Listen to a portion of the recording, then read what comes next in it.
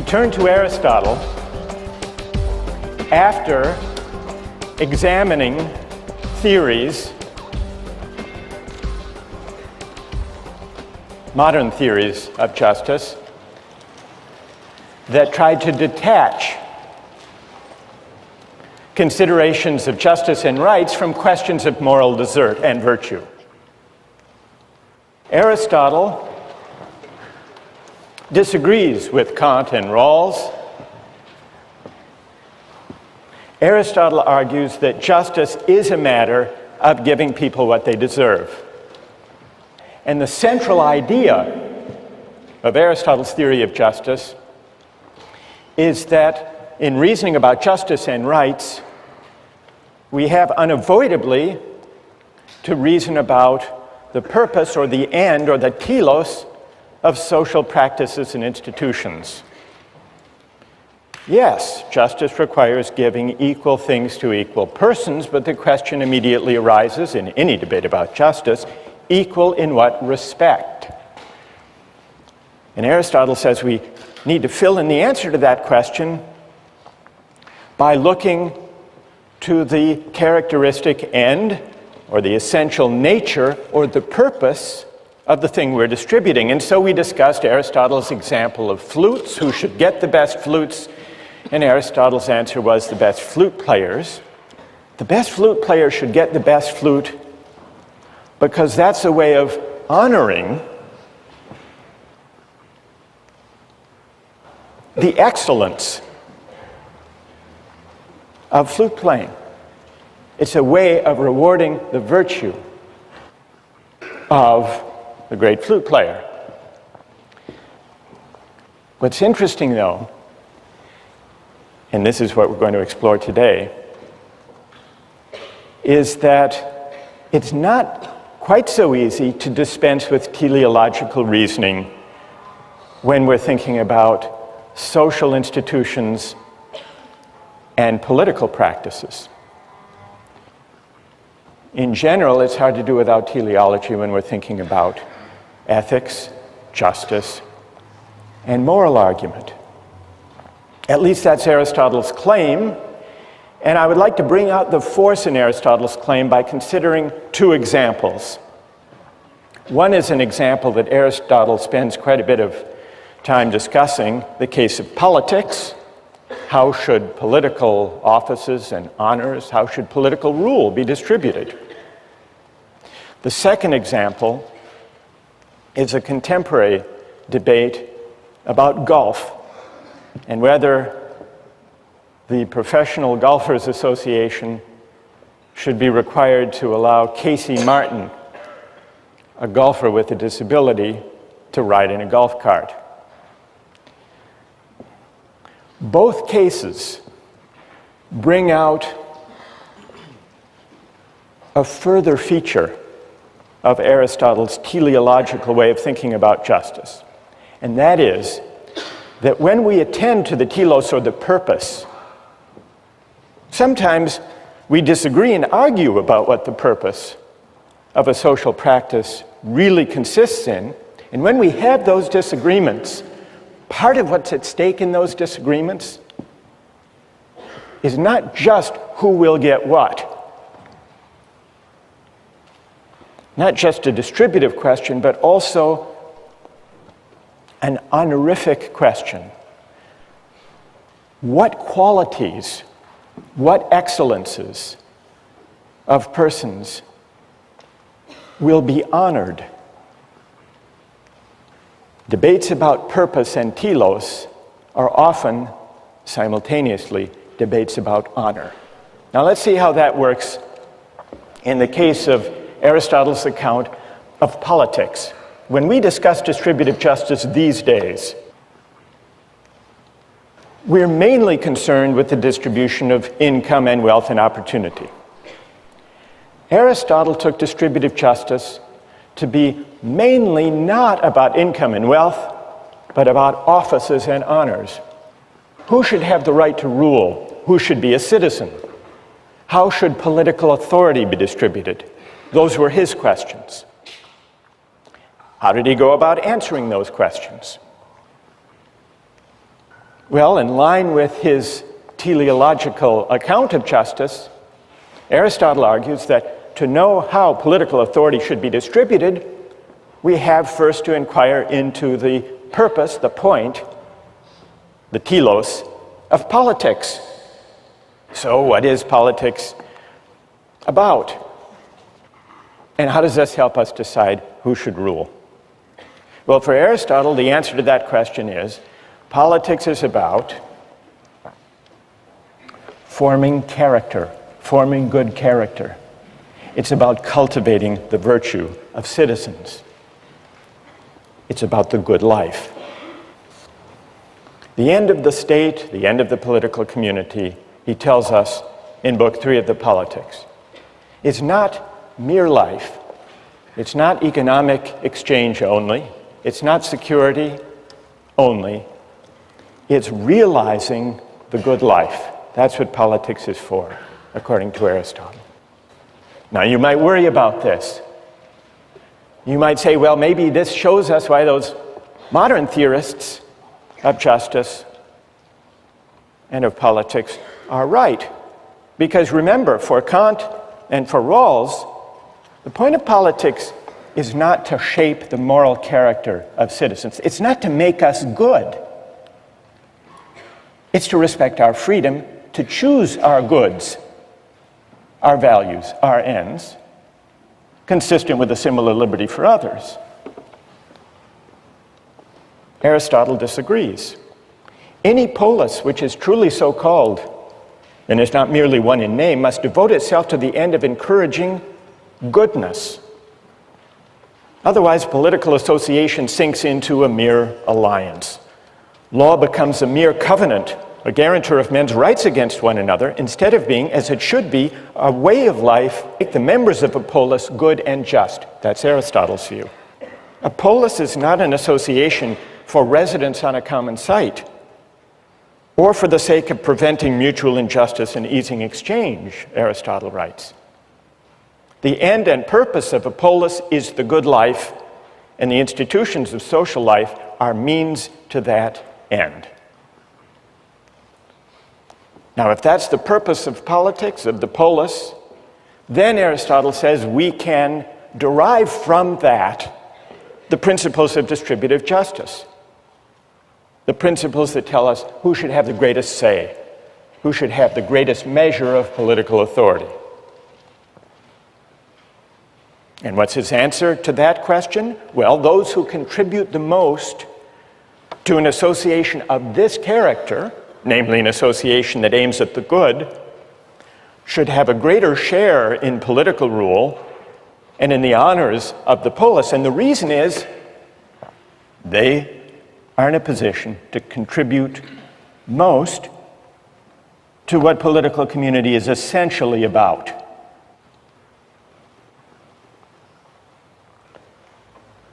Well, so you can see the link that he draws between the principle of distribution for citizenship and political authority and the purpose of politics.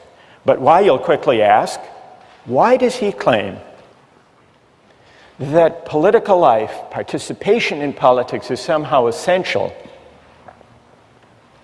to living a good life? Why isn't it possible for people to live perfectly good lives, decent lives, moral lives, without participating in politics? Well, he gives two answers to that question. He gives a partial answer, a preliminary answer, in Book 1 of the Politics, where he tells us that only by living in a polis and participating in politics do we fully realize our nature as human beings. Human beings are by nature meant to live in a polis. Why? It's only in political life that we can actually exercise our distinctly human capacity for language, which Aristotle understands as this capacity to deliberate about right and wrong, the just and the unjust. And so Aristotle writes in Book 1 of the Politics that the polis The political community exists by nature and is prior to the individual. Not prior in time, but prior in its purpose. Human beings are not self-sufficient, living by themselves outside a political community. The man who is isolated, who's unable to share in the benefits of political association, or who has no need to share because he's already self-sufficient, such a person must be either a beast or a god.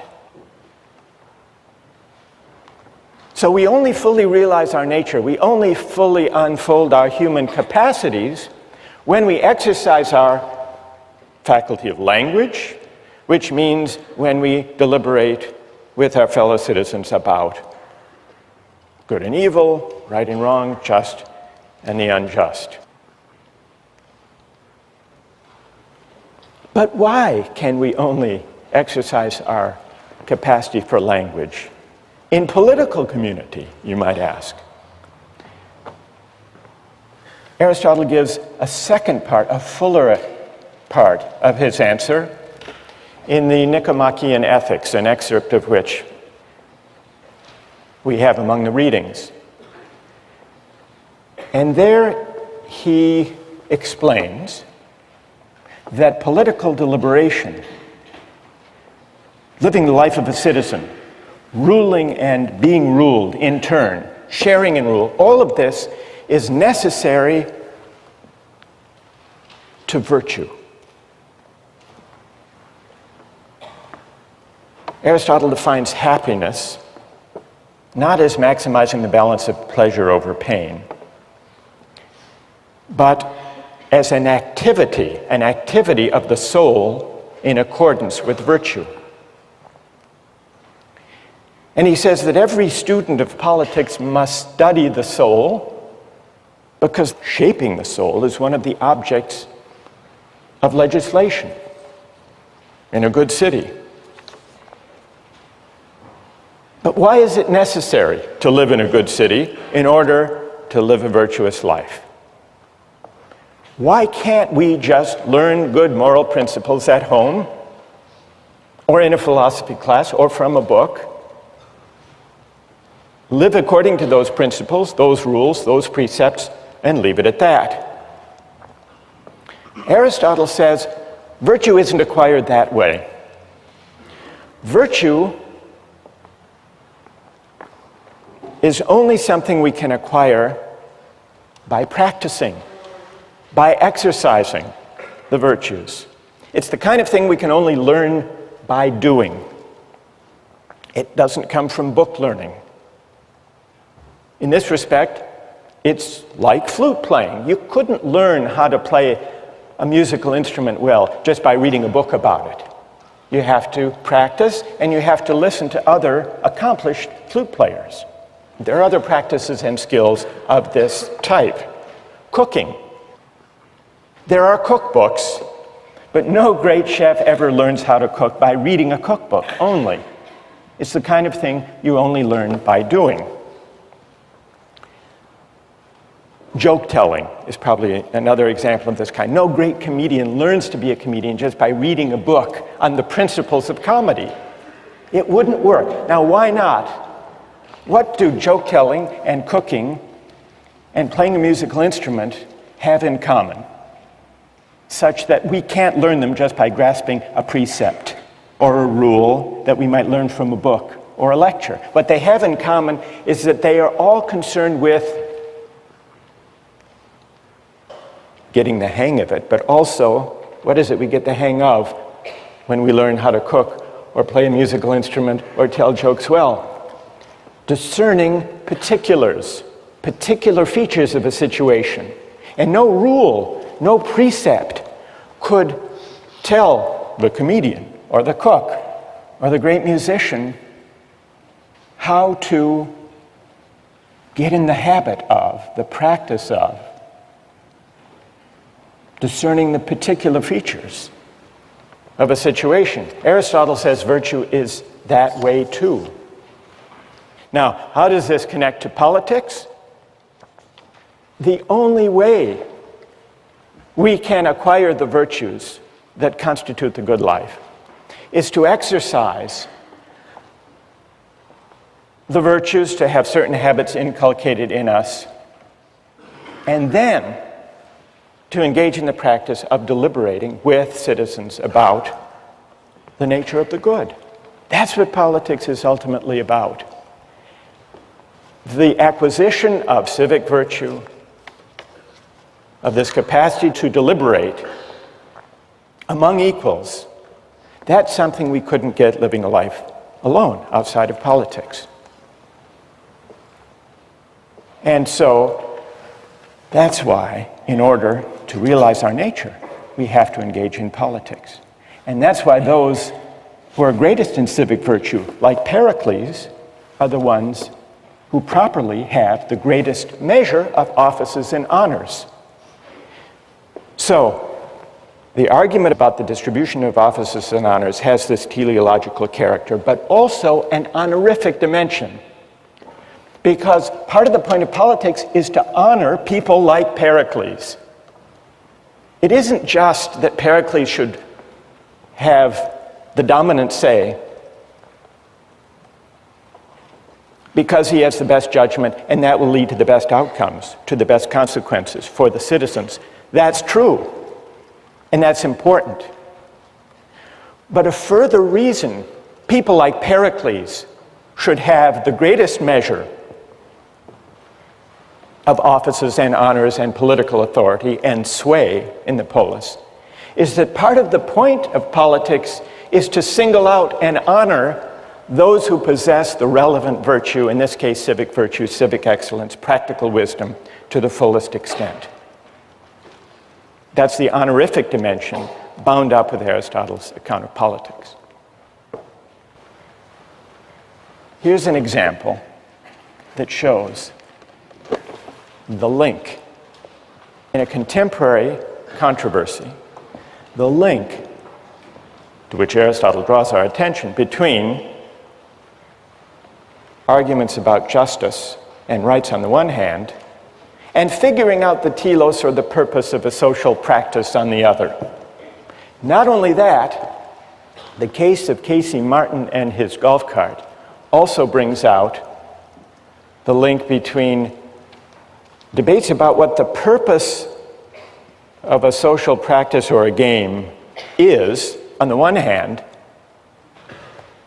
and the question of what qualities should be honored on the other. The link between teleology and honor-based principles of distributive justice. Who was Casey Martin? Well, Casey Martin is a very good golfer, able to compete at the highest levels of golf, but for one thing. He has a rare circulatory problem in his leg that makes it very difficult for him to walk. Not only difficult, but dangerous. And so he asked the PGA, which governs the Pro Tour in golf, to be able to use a golf cart when he competed in professional tournaments. The PGA said no, and he sued under the American for Disabilities Act. He sued in a case that went all the way to the United States Supreme Court. The question the Supreme Court had to answer was,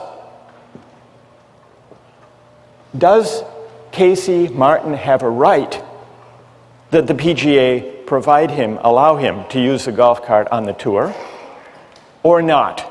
How many here think that, from a moral point of view,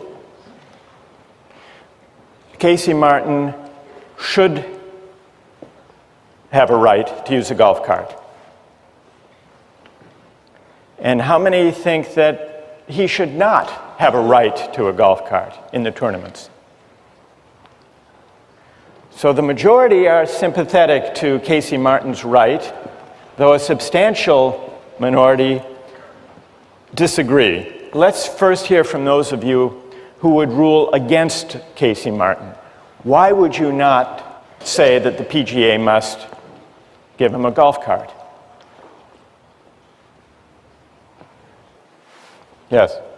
Since the inception of golf, because it's been part of the sport, it's now intrinsically part of golf, walking the course. And thus, because it's intrinsic to golf, I'd argue that not being able to walk the course is just not being able to perform an aspect of the sport which is necessary to performing at a professional level. Good. Stay there for a minute. What's your name?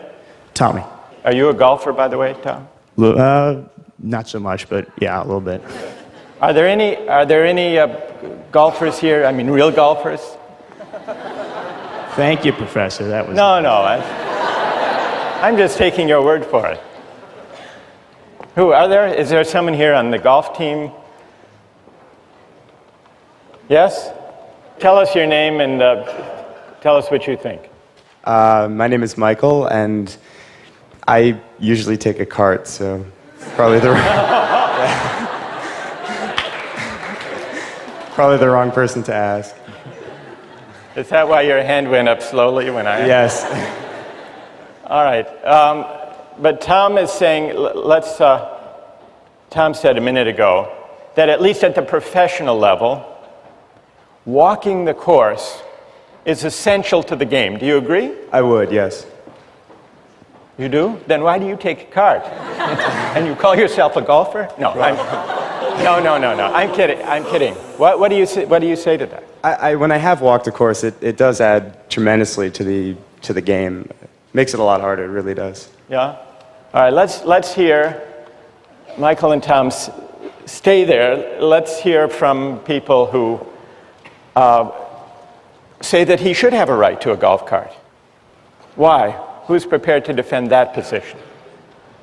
Yes? Well, I think the PGA should definitely be required to give him a golf cart because they argue in the decision that it's not just a matter of he's not experiencing fatigue. For him, he's still walking about a mile. The cart can't go everywhere with him. And in that mile, he's still experiencing more fatigue and pain than a healthy player would. So it's not as if you're removing the disadvantage. What's your name? Riva. Riva, what do you say to Tom's point that walking the course is essential to the game? It would be as if a disabled player could play in the NBA but not have to run up and down the court. Well, I think there are two responses to that. First, I don't think it's essential to the game because most golfers who play, particularly recreationally, don't play with a cart. Like and Michael. Michael. And right. On several of the tours, you can play with a cart. On the Senior PGA Tour, on the Nike Tour, in a lot of the college events, and those events are just as competitive and just as high level as the PGA Tour. So really, it's just a matter of selective reasoning if you argue that it's an important part of the sport. But even if it is, he still does have to walk. He still plays golf standing up. It's not as if he's playing golf from a wheelchair. All right. Who else? Go ahead. I think the whole point of a competition is that it calls out the best, from the second best or from the third best. And when we're talking about the national level, we're talking about, the highest of the highest. And I think what they're arguing about here is the purpose of competition. And I think in the sake of competition, you can't change the rules. So the purpose of the competition includes walking. That's an essential, you agree with Tom. And what's your name? David. The Supreme Court ruled that the PGA did have to accommodate Casey Martin. And they did it on grounds that Riva mentioned, that walking isn't really an essential part of the game.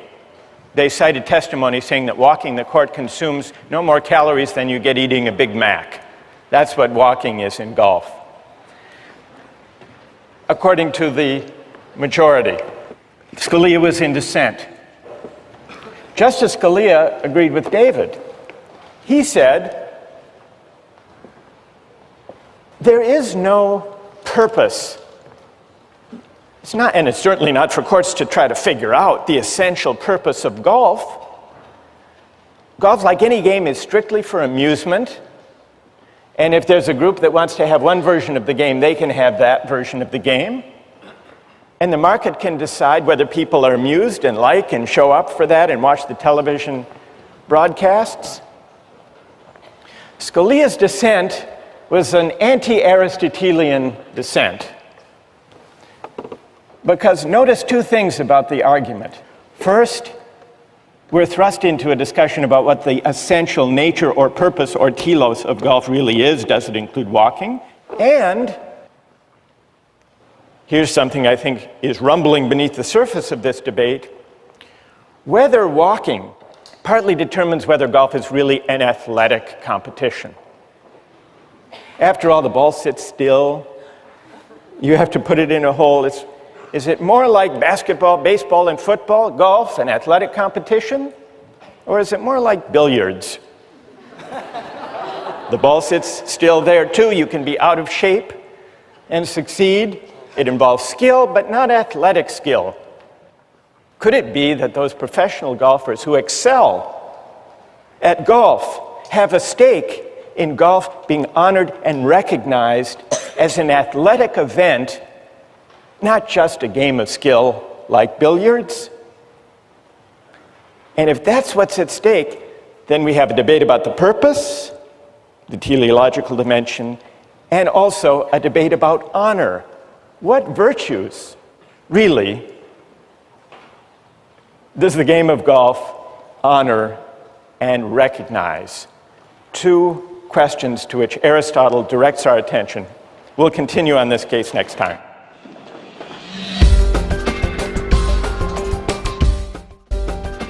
When we ended last time, we were talking about whether Casey Martin has a right to ride in a golf cart in the PGA tournaments. And it's worth remembering how we got into this debate and what's at stake for an understanding of political philosophy. Remember, we were looking at Aristotle's theory of justice, and one way of describing his approach to justice, we've called it teleological.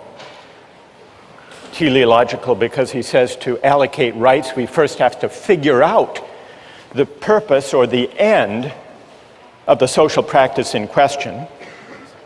Another way of describing Aristotle's account of justice is that justice is for him a matter of fit. It's a matter of fitting persons with their virtues and excellences to the appropriate roles. Now, I want to finish our discussion about Casey Martin and his claim for a golf cart, and then go back to one more consequential application in Aristotle, namely the question of slavery. What do you think about Casey Martin's request? Should there be an accommodation or not, given the nature of the game and of the tournament and its purposes? Isn't it discrimination if he's not provided the golf cart as an accommodation, say some? Others reply, no, if he got a cart, it would be unfair to the other golfers because they exert themselves, become winded, fatigued, walking the course. That's where we left it. What about the fairness argument? Okay, Jenny. My question was, why doesn't the PGA just make the option of a cart available to all golfers? From our readings, I learned that there are many golf tournaments other than the PGA where using a cart is not prohibited, and for something like the seniors tournament, it's even allowed and encouraged. So why doesn't the PGA just do that? Let everybody use a cart. Or give everyone the option of using a cart and let them pick.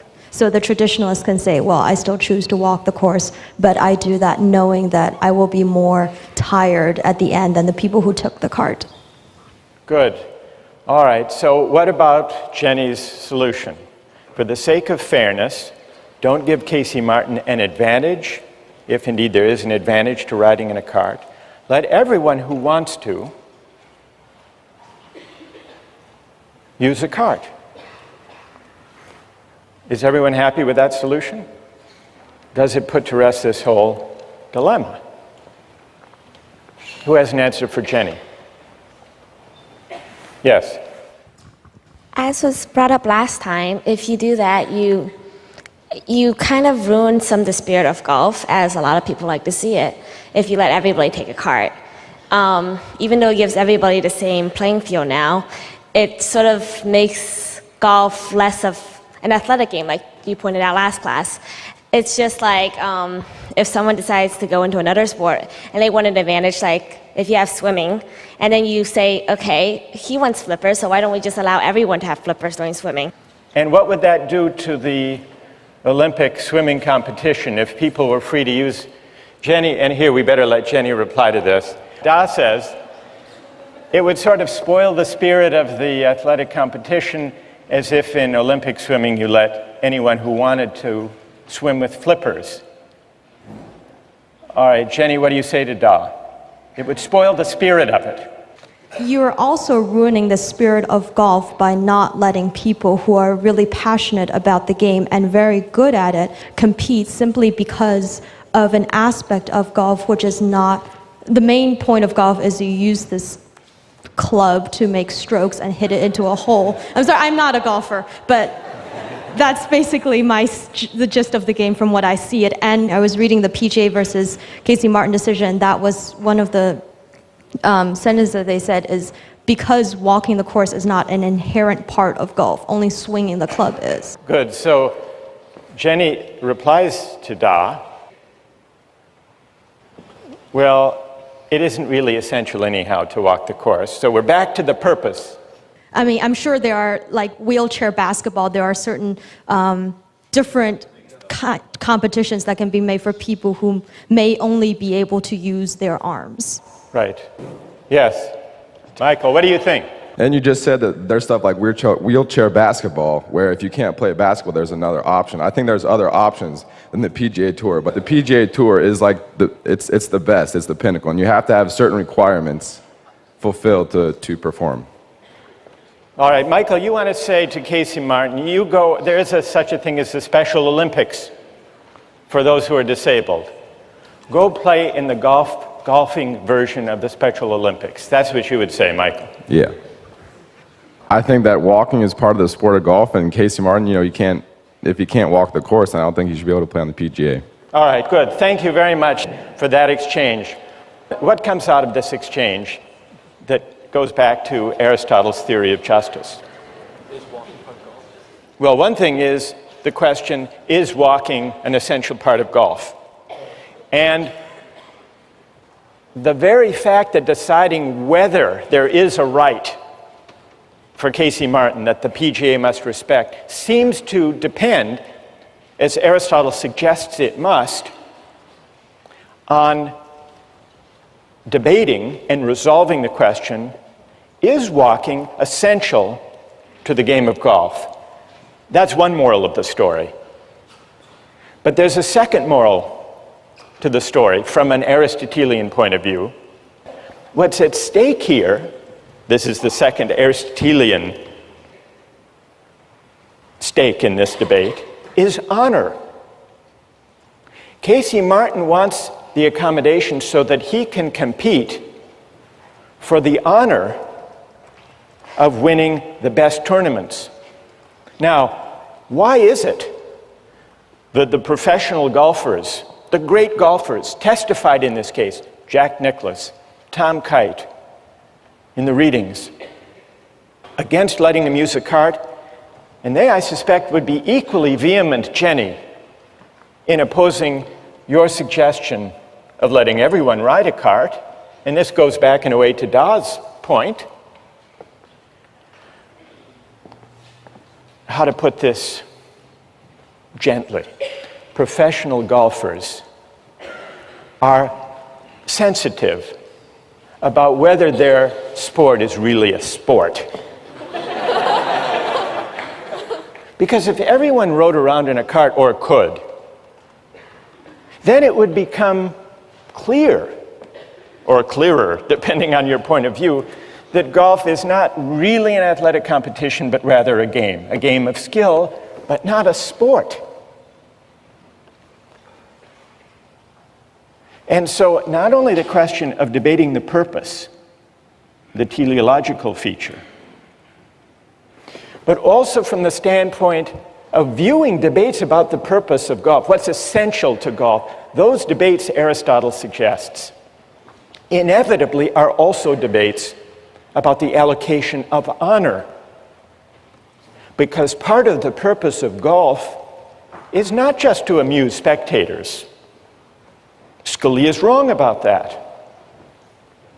From Aristotle's point of view, it's not just to provide entertainment. It's not just to make people happy. It's not a mere amusement. It's honoring, it's rewarding, it's recognizing a certain kind of athletic excellence. At least those who have achieved the highest honors have a powerful stake in maintaining that view. Now, some of you took the position, the Scalia position. This is an incredibly difficult and silly question, Scalia said. What is the essential nature of golf? It's not the kind of thing that the United States Supreme Court is equipped to decide or should decide. That's Scalia. But he only says that because he takes a very strong, and as it happens, anti-Aristotelian position on what a game is. It is the very nature of a game to have no object, no point, except amusement, says Scalia. That is what distinguishes games, he says, from productive activity. You can just imagine what kind of sports fan Scalia must be. And so he says it's impossible to say that any of a game's arbitrary rules is essential. And then he quotes Mark Twain's disparaging remark about golf.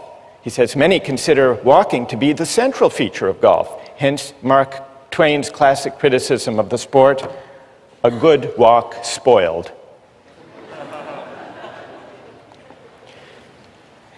But Scalia misses an important feature of games and the arguments about rights and fairness that arise from games when he casts games, sports, athletic competitions as solely for the sake of amusement, as solely a utilitarian activity. But an Aristotelian view of sports says, no, it's not just about amusement. Real sports, real athletic events are also about appreciation, not just amusement. And people who follow sports and care about sports and play sports know this, which is another way of saying there's a difference between a sport and a mere spectacle. And the difference is that a sport is a practice that calls forth and honors and prizes certain excellences, certain virtues, and the people who appreciate those virtues are the true fans, the informed fans, and for them, watching the sport is not mere amusement, but that means that it's always possible to make sense of a debate about what feature of a sport is essential to it. We can make sense of these arguments. Never mind the question whether the court should decide. The PGA in its own internal deliberations can make sense of that debate, which is why they cared very much about their view, insisting on their view, that walking and exertion and fatigue are essential, not peripheral parts of sport. Well, this is all to illustrate the teleological and the honorific feature of debates about rights, which Aristotle says we need to take account of in thinking about justice. Now, I want to begin for us to consider whether Aristotle's theory of justice is right or wrong, whether it's persuasive or unpersuasive. And I want to get your thoughts about that. But I want to anticipate one obvious and important objection. If justice is about fitting persons to roles, matching virtues to the appropriate honors and recognition, if that's what justice is, does it leave room for freedom? And this is one of the main objections to Aristotle's teleological account of justice. If certain roles, social roles, are fitting or appropriate to me, where does that leave my right to choose my social roles, my life purposes for myself? What room does teleology leave for freedom? And in fact, you may remember, Rawls rejects teleological accounts of justice because he says that teleological theories of justice threaten the equal basic rights of citizens. So let's begin to examine whether Aristotle is right, and in particular, whether his teleological way of thinking about justice is at odds with freedom. Now, one obvious reason to worry is Aristotle's defense of slavery. He defends slavery, which existed as an institution in the Athens of his day. Well, what is his defense of slavery?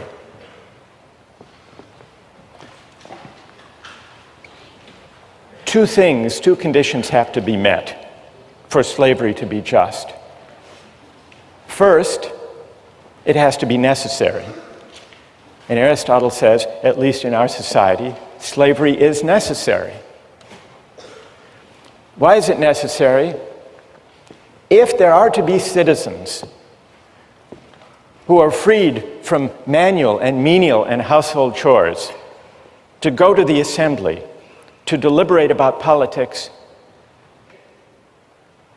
there have to be some who look after those menial tasks, the mere necessities of life. He says, unless you could invent in some science fiction a technological fix, then there are going to be those who have to do the hard and difficult and menial labor if there are to be citizens deliberating about the good and realizing their nature. So slavery is necessary for the life of the polis, for there to be open to citizens. The life of deliberation, of argument, of practical wisdom. But there's a further condition that has to be met. Slavery has not only to be necessary for the community as a whole to function, but it also has to be the case, remember the criterion of fit, it also has to be the case that there are some people for whom being a slave is the just or the fitting or the appropriate condition. Now, Aristotle agrees that by his own standards, both of those conditions must be met, must be true, if slavery is to be just. And then, in a deplorable passage, he says, well, it is true that there are some people who are fit by nature, who are cut out to be slaves. These are people who differ from ordinary people in the same way that the body differs from the soul. These are people who are meant to be ruled. And for them, their nature is best realized if they're slaves. They can recognize reason in others, but they can't partake of it. They can't exercise it. And somehow we can know this. Now, Aristotle must have known that there was something dodgy, something strained about this claim, because he quickly acknowledges that those who disagree may have a point. And what those who disagree point out is that there are a lot of people in Athens who are slaves, not because they were born to be slaves or fit to be slaves, but because they were captured, they were losers in a war. And so Aristotle admits that as practiced in ancient Athens, slavery didn't necessarily line up with who actually is fit or born to be a slave, because some actual slaves just were slaves by bad luck, by being captured in a war. And on Aristotle's own account, even if it's necessary to have slavery for the sake of citizenship, it's unjust if people who aren't properly slaves are cast in that role. There is a misfit. Aristotle recognizes that slavery for those who aren't fit for the task is a kind of coercion. The reason slavery is wrong is not because it's coerced. Coercion is an indicator that it's wrong because it's not natural. If you have to coerce someone into a role, that's a pretty good indication that they don't belong there, that that role isn't fitting for them. And Aristotle recognized this. So all of this is to say, the example of slavery, Aristotle's defense of it, doesn't show that there's anything wrong in principle with teleological argument or with the idea of justice as fit between persons and roles, because it's perfectly possible within Aristotle's own terms to explain what's wrong with this application, this practical application that he made of his theory. I want to turn to the larger challenge to Aristotle in the name of freedom, but before I do that, I want to see what people think of Aristotle's account of justice as fit, his teleological way of reasoning about justice, and the honorific dimension of rights and of distributive justice that emerged in our discussion of flutes and politics and golf. Questions of clarification about Aristotle or objections to his overall account? Yes? My objection to Aristotle is that he wants to match a person to a role. And, you know, if you walk like a pirate and you talk like a pirate, you know, you should be a pirate. And that is what is right. And so what's strange and seems paradoxical to me about Aristotle's viewpoint is that if you walk like a pirate and you talk like a pirate, you shouldn't be an investment banker, because that's not what you're inherently supposed to do. If you have a peg leg and an eye patch and a disgruntled disposition, you know, you should be on a pirate ship on the high seas. So he doesn't, his... Some would say the distinction between the two vocations is not as clear as you suggest. All right, but that's good. I take the point. Yes. Go ahead. It just seems to ignore individual rights. So I might be the perfect janitor in the whole world, and I can do that job the most efficiently out of anybody that exists right now, but I might not want to do that. I might want to do any other number of pursuits, and it seems to say that that isn't really a good option. All right, and what's your name? Mary Kate. Good. All right, let's take a couple more. Yes? I think that the golf cart exchange sort of brought up what I see as my main objection to this theological mode of reasoning. I mean, Michael, I think that was your name, right? Believes that walking is an inherent part of golf. Myself, I believe that walking is not an inherent part of golf. And I feel that no matter how long we debate this particular point of contention, we're never going to reach an accord. The theological framework of reasoning, I believe, doesn't really allow us to come to any sort of agreement. All right, and what's your name? Patrick. Patrick. All right, let me try to address this set of objections to Aristotle. Let me start with Patrick's. It's an important objection. We had a debate about whether walking is essential to golf, and even in so seemingly trivial, or at least contained, a case as that, we couldn't agree. How can we possibly hope to agree when the stakes are higher and when we're debating the fundamental purposes or ends of political community? And so if we can't agree on what the ends or the goods of our shared public life consist in, how can we base justice and rights on some notion of what the end or the purpose or the good consists in? That's an important objection, so much so that much modern political theory takes that worry about disagreement over the good as its starting point and concludes that justice and rights and constitutions should not be based on any particular conception of the good or the purposes of political life, but should instead provide a framework of rights that leaves people free to choose their conceptions of the good, their own conceptions of the purposes of life. Now, Mary Kate said, what if a person is very well suited to having a certain role, like the role of being a janitor, but wants something else, wants to reach higher, wants to choose another way of life? So that goes back to this question about freedom. If we take our bearing as persons from roles that are said to fit our nature, shouldn't it at least be up to us to decide what those roles are? In fact, shouldn't it be up to us to define what roles are suitable to us? And that's going to take us back to the confrontation between Aristotle on the one hand and Kant and Rawls on the other. Kant and Rawls think Patrick has a point. They say precisely because people disagree in pluralist societies about the nature of the good life, we shouldn't try to base justice on any particular answer to that question. So they reject teleology. They reject the idea of tying justice to some conception of the good.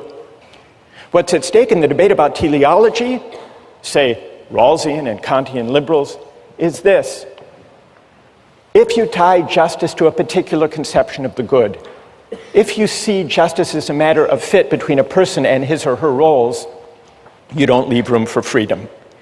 And to be free is to be independent of any particular roles or traditions or conventions that may be handed down by my parents or my society. So in order to decide as between these two broad traditions, whether Aristotle is right or whether Kant and Rawls are right, we need to investigate whether the right is prior to the good, question one, and we need to investigate what it means to be a free person, a free moral agent. Does freedom require that I stand toward my roles, my ends, and my purposes as an agent of choice, or as someone trying to discover what my nature really is? Two big questions, and we'll take them up next time.